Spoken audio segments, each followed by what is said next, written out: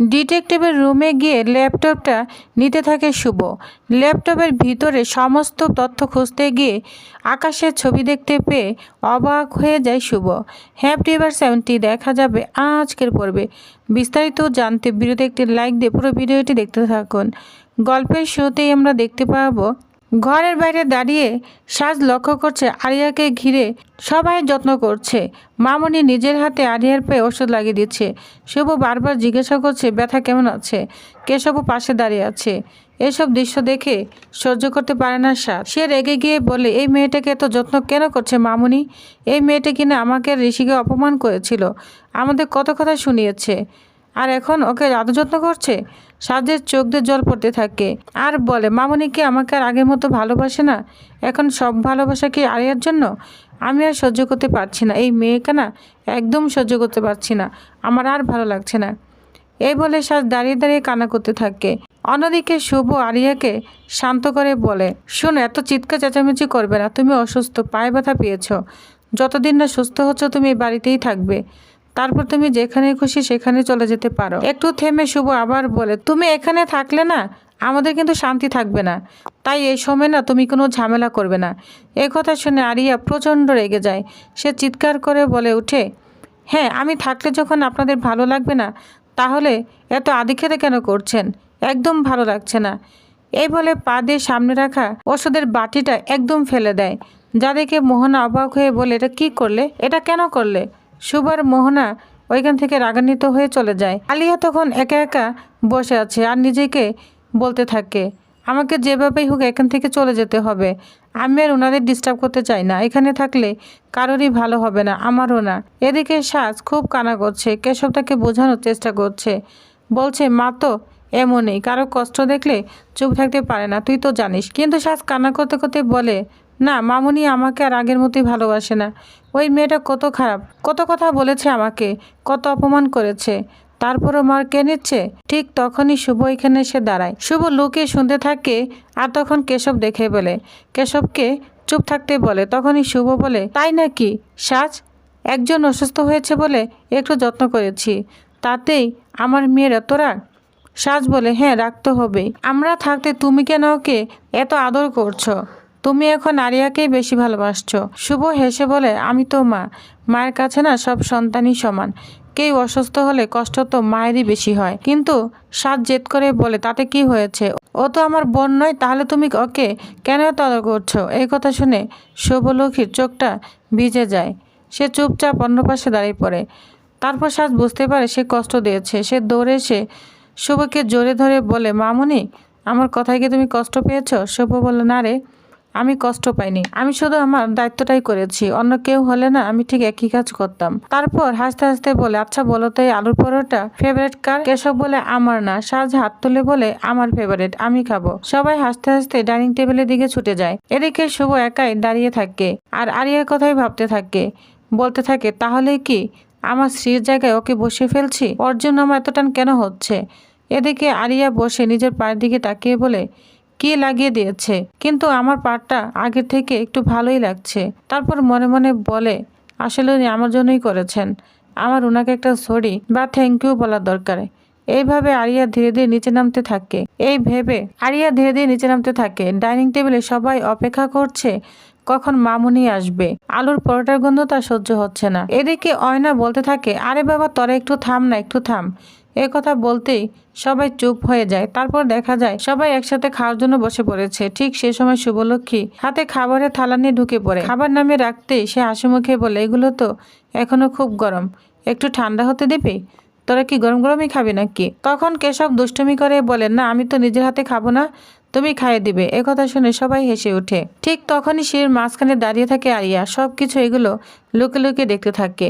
তার বুকের ভেতরটা একদম মোচড় দিয়ে ওঠে। আরিয়া মনে মনে বলে, এরা কতটা হ্যাপি ফ্যামিলি, সবাই একসাথে বসে খাচ্ছে, হাসছে। আর আমার ড্যাড আমার সাথে কি করতো? তার চোখের সামনে হঠাৎ করে ভেসে ওঠে তার ছোটবেলার দিনগুলো। ছোট্ট আরিয়া প্রতিদিন মাত্র একটা খাবারই খেত, একই রকম খাবার প্রতিদিন। একদিন সে আকাশকে বলেছিল, ড্যাড, আমি তো এই খাবারটা ভালোবাসি না, প্রতিদিন কি একই খাবার খেতে ভালো লাগে বলো? আজকে আমাকে পরোটা বানিয়ে দাও না। আকাশ বিরক্ত হয়ে বলেছিল, পরোটা কে বানাবে, যা দিয়েছে চুপ করে খাও। আরিয়া তখন কান্না জুড়ে দেয়, কিন্তু আকাশ তাকে ধমক দিয়ে চুপ করিয়ে দেয়। সে স্মৃতি মনে হতে আরিয়ার চোখটা ভিজে ওঠে। এদিকে বাস্তবে ফিরে এসে আরিয়া দেখে শুভলক্ষ্মী সবাইকে নিজ হাতে খাইয়ে দিচ্ছে। কেউ হাসছে, কেউ গল্প করছে, কেউ দুষ্টুমি করছে। এই দৃশ্য দেখে আরিয়ার মনটা অদ্ভুত ভালো লাগতে থাকে। তার মনে হয় এমন পরিবার যদি আমার থাকতো। ঠিক তখনই ঠাম্মির ঘরে ঢুকে পড়ে তার হাতে পুজোর ফুলের ছোঁয়া। সে সবার মাথায় ছোঁয়া দিতে থাকে। আরিয়ার কাছে এসে বলে, এই নেমা, ফুলের ছোঁয়া দিলাম, তোর মঙ্গল কামনা হোক। তারপর আদর গলায় বলে, তোমার খিদে পেয়েছে মা, তাই না? যাও খেয়ে নাও। আরিয়া একটু থেমে বলে, না, আমার মোটেও খিদে পাইনি। ঠাম্মি তখন মুচকে এসে বলে, বললেই হলো, তোমার মুখ দেখে বুঝতে পারছি খিদে পেয়েছে। তারপর শুভ দিকে তাকিয়ে বলে, শুভ, ওকে খেতে দে। আরিয়া মাথা নেড়ে বলে, না, এগুলো আমি খাই না। ঠাম্মি তখন স্নেহের গলায় বলে, তাহলে তুমি যা খাও তাই বানিয়ে দেবে শুভলক্ষ্মী। শুভ এগিয়ে এসে বলে, তুমি কি খেতে চাও বলো। আরিয়া একটু লাজুকজনক বলে, আপনি কি বানাতে পারেন? এই কথা শুনে আদি হেসে ওঠে। তুমি কিন্তু ওকে চ্যালেঞ্জ করছো না? ওর হাতে কিন্তু জাদু আছে, ও সব কিছু পারে। শুভ হেসে বলে, আচ্ছা এখানে বসো। এই বলে সে ভিতরে চলে যায়। কিছুক্ষণ পরে হাতে কেক নিয়ে ফিরে আসে। আরিয়া অবাক হয়ে বলে, আপনি তো এইমাত্র গেলেন, এত তাড়াতাড়ি কেক বানিয়ে ফেললেন? শুভ হাসতে হাসতে বলে, এই নাও, আগে এক পিস খাও। আরিয়া কেক খেয়ে চোখ বড় বড় করে বলে, এটা তো খুব ভালো হয়েছে। তারপর আবার বলে, কিন্তু এত তাড়াতাড়ি কিভাবে? শুভ তখন মুচকে আসতে থাকে। আমি তখন গর্ব করে বলে, আমাদের শুভর হাতে না জাদু আছে, বুঝতে পেরেছো? দৃষ্টি তখন বলে, মামুনি, এবার আমাকে খাইয়ে দাও না। অয়নার সঙ্গে সঙ্গে বলে, চুপচাপ খেয়ে নাও, বড় হয়েছো তো নাকি? ঠাম্মি হাসতে হাসতে বলে, একটা কাজ করে, এবার বড় হয়েছো তো বিয়ে করে নাও, বউ এলে না তোমাকে খাইয়ে দিবে। এই কথা শুনে সবাই হাসতে থাকে। শুভলক্ষ্মী তখন বলে, আরে বাবা, তোরা আগের বিয়ের কথা বলছিস? কেশব তো সবার বড়, আগে তো কেশবের বিয়েটা হওয়া দরকার। এই কথাটায় পুরো ঘর হাসি ঠাট্টায় ভরে যায়। আর সিঁড়ির কোণে দাঁড়িয়ে থাকে আরিয়া চুপ করে। এই সুখী পরিবারটা সে অবাক হয়ে দেখতে থাকে। জল ভাসতে থাকে আর তার চোখের কোণে টপ টপ করে জল পড়তে থাকে। অন্যদিকে সবাই তো আনন্দে মেতে উঠেছে। ঘরের ভিতরে হাসি, গল্প আর কেক কাটা ধুমধাম পড়ে যায়। সবটা দূরে দাঁড়িয়ে দেখতে থাকে আরিয়া। এই দৃশ্য দেখে আরিয়ার মনটা হঠাৎ খুব হালকা হয়ে যায়। সে নিজেও খুশি হয়ে ওঠে। আরিয়ার হাসি মুখ দেখে শুভলক্ষ্মীর বুকটাও আনন্দে ভরে যায়। শুভলক্ষ্মী তখন মৃদু এসে বলে, আরিয়া, আরেকটু একটু কেক নিবে মা? আরিয়া বুঝতে পারে শুভলক্ষ্মী তাকে দেখে কতটা খুশি হয়েছে। একটু থেমে সে বলে, না, আমি আপনাদের মতো এত খাবার খাই না, আমার অল্পতেই হয়ে যায়, বুঝতে পেরেছেন? এখন আমি ঘুমোতে যাচ্ছি। আপনারা কিন্তু খুব চেঁচামেচি করবেন না, আমাকে একটু ডিস্টার্ব করবেন না, ঠিক আছে? আর শব্দটা একটু কমাবেন। এই কথা বলে আরিয়া ধীরে ধীরে সিঁড়ি বেয়ে উপর উঠে যায়। নিচে দাঁড়িয়ে শুভলক্ষ্মী বলে ওঠে, হ্যাঁ হ্যাঁ, চুপ করে শুয়ে থাকবে। আজ কলেজে যাওয়া দরকার নেই, পায়ের এই অবস্থা নিয়ে বাইরে যাওয়া যাবে না। আরিয়া বিরক্ত হয়ে বলে, এতটুকু তো আমি নিজেই জানি যে আজ কলেজে যেতে হবে না। এই কথা বলে শুভলক্ষ্মীকে 100টা কথা শুনে সেখান থেকে চলে যায়। সবাই অবাক হয়ে একে অপরের দিকে তাকিয়ে থাকে। তখন সমিত বলে ওঠে, দেখেছো মেয়েটা তেজ? মামনিকে কত কথা শোনালো। আদি তখন বলে, আসলে মেয়েটাকে শাসন করার মতো না কেউ নেই বলেই ওই এমন হয়েছে। একের পর এক সবাই অফিসের জন্য বেরিয়ে যেতে থাকে আর বলতে থাকে, আজ ইম্পর্টেন্ট মিটিং আছে। এই কথা বলতেই সবাই শুভলক্ষ্মীকে এক এক করে বিদায় জানিয়ে চলে যায়। ঘরে তখন শুধু শুভলক্ষ্মী আর ঠাম্মি। ধীরে ধীরে শুভলক্ষ্মীর কাছে এসে বলে, মেয়েটা তোকে অনেক কথা শুনিয়েছে, তুই কিছু মনে করিস না। ওর বয়সটাই না এমন, এই বয়সে সবাই অনেক কিছু পায়, হয়তো মেয়েটা তেমন কিছু পায়নি। আমাদের স্ত্রী যদি বেঁচে থাকতো তাহলে হয়তো তোর মতোই হতো। আমার স্ত্রী যদি আজ বেঁচে থাকতো তাহলে হয়তো তোর মতোই হতো। এই কথা শুনে শুভলক্ষ্মীর চোখে জল এসে যায়। সে কাপা গলায় বলে, ঠাম্মি, তুমি এটা কি বলে? স্ত্রী বেঁচে আছে? আমি জানি, আমার বিশ্বাস আমার মেয়ে বেঁচে আছে। এই কথা বলে কষ্টে ভেঙে পড়ে শুভলক্ষ্মী এবং সেখান থেকে চলে যায়। ঠাম্মি নিজের মনে বলে, আমি অজান্তে ওকে কষ্ট দিয়ে ফেললাম, ঠাকুর আমাকে ক্ষমা করো। কিছুদিন পর দেখা যায়, অনেকদিন পরে শুভলক্ষ্মী আবার নিজের অফিসে আসে। সে মশলার ব্যবসাটা নিজ হাতে গড়ে তুলেছিল। সেই অফিসে ঢুকে সবকিছু দেখতে থাকে। কমলি খুব খুশি হয়ে বলে, শুভদি, এতদিন পরে এখানে আসলে দেখে খুব ভালো লাগছে জানো। তুমি কেন এই ব্যবসাটা ছেড়ে দিলে বলো তো?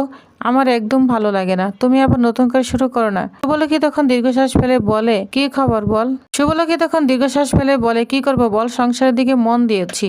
তুই তো জানিস সংসার ছাড়া আর কিছুতেই মন বসে না। ঠিক তখনই আরিয়া এসে বলে, হ্যাঁ, এরকম একটা ফ্যামিলি থাকলে আর কি বা করা যায়। এই বলে শুভলক্ষ্মীর নামে অনেক কথা শুনিয়ে দেয় আরিয়া। এবার কমলি রেগে যায়। এই শোনো, আমার শুভদির নামে এসব কথা বলবে না, বুঝতে পেরেছ? তুমি কি জানো শুভদি কত কষ্ট করে এই সংসার ব্যবসাটা দাঁড় করিয়েছে, ধীরে ধীরে সব গড়ে তুলেছে। আরিয়া রেগে গিয়ে বলে, দাঁড়াও, তোমার ব্যবস্থা আমি করছি। শুরু হয় তুমুল ঝগড়া। শুভলক্ষ্মী চিৎকার করে বলে, কমলি, তুই চুপ করবি? চুপ কর। কিন্তু কমলি থামে না। কমলি ঝগড়া করতেই থাকে আরিয়ার সাথে। বলছে, তুমি শুভদি সম্পর্কে কি জানো? এই সংসার, এই ব্যবসা সবই শুভদির রক্তে ঘামে তৈরি। এরপর দেখা যায় শুভ আরিয়াকে বলে, আজ বাড়িতে কিন্তু কেউ নেই, শান্ত হয়ে থাকবে, কোনো শয়তানি করবে না। এই বলে শুভ বেরিয়ে যেতে আরিয়া তার বন্ধুদের ফোন করে পুরো গ্যাং নিয়ে চলে আসতে। এদিকে আরিয়া নিজের মনে বলতে থাকে শ্রীর ব্যাপারে সব ডিটেলস আমাকে খুঁজে বের করতেই হবে। সে খোঁজাখুঁজি শুরু করে পুরনো কাগজ, ছবি, ফাইল সব ঘাঁটতে থাকে। অন্যদিকে দেখা যায় শুভ শ্রীর ব্যাপারে বলতে থাকে আমাকে সব খুঁজে বের করতেই হবে। এই বলে সেই ডিটেকটিভের রুমে চলে যায়, ল্যাপটপটা ওপেন করতে থাকে। ওপেন করে কিছু প্রমাণ দেখে এবং আকাশের ছবি দেখে তো অবাক হয়ে যায়, যা দেখে শুভলক্ষ্মী অবাক হয়ে যায়। তো ভিউয়ার্স, তাহলে আপনাদের কি মনে হয় এবার কি শুভ সবকিছু জানতে পারবে আরিয়া তার মেয়ে? তো নেক্সট আপডেটে কি হতে চলেছে তো জানতে অবশ্যই আমার সাথেই থাকুন। ধন্যবাদ।